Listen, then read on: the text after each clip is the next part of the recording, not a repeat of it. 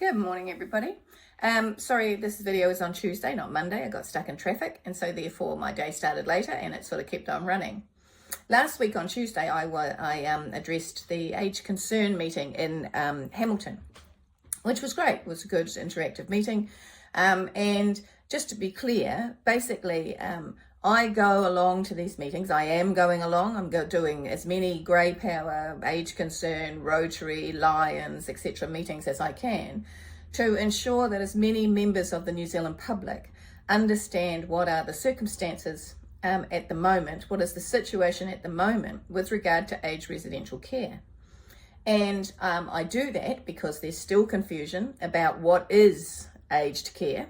For example, retirement villages are not aged care. They are independent living choices that certainly people in their, I think mostly predominantly in their 70s, some are making, a reasonable number, those who can afford it. Let's say 40% of those New Zealanders in their 70s have that option to decide to go and live inside a retirement village. And they do so for a lot of reasons.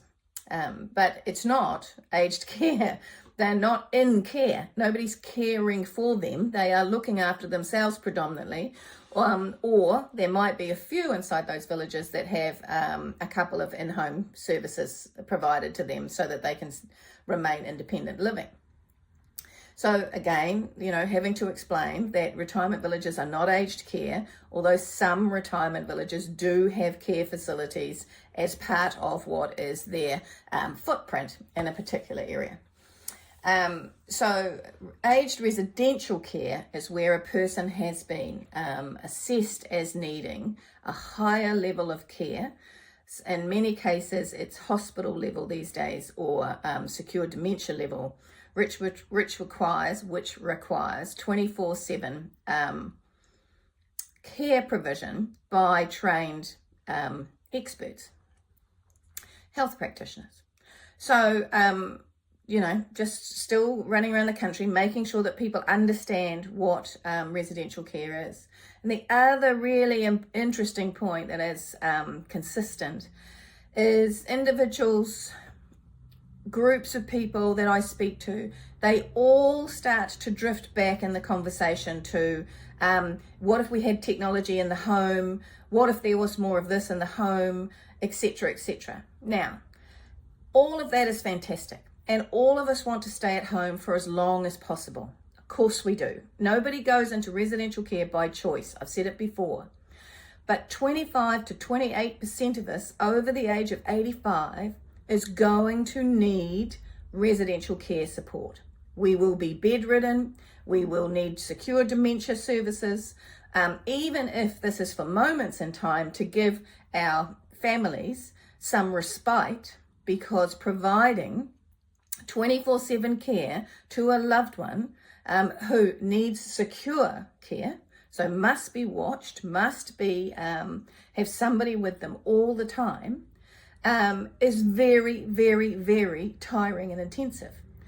So it interests me how instantly it seems to be a thing of the human brain that we drift away from what is the reality of our circumstances and keep trying to talk about how we can ignore that reality by putting in a robot here or putting in an Apple an iWatch there or this, that, and the other.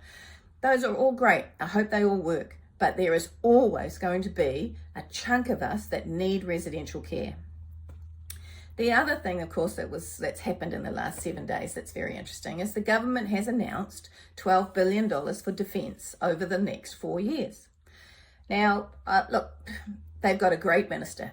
They've got a great minister who has gone and advocated for them and got them for, $12 billion over the next 4 years. And I understand the circumstances. I can see the world as clearly as anybody else can see the world. But so there's money, isn't there?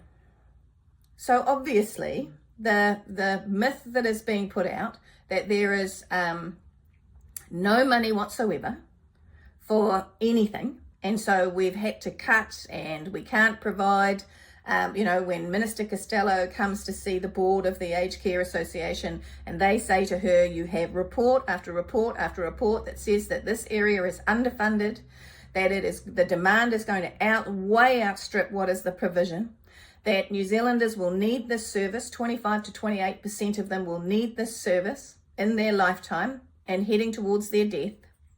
And when she says, well, get in line, there's no money, there obviously is. There obviously is for some ministers.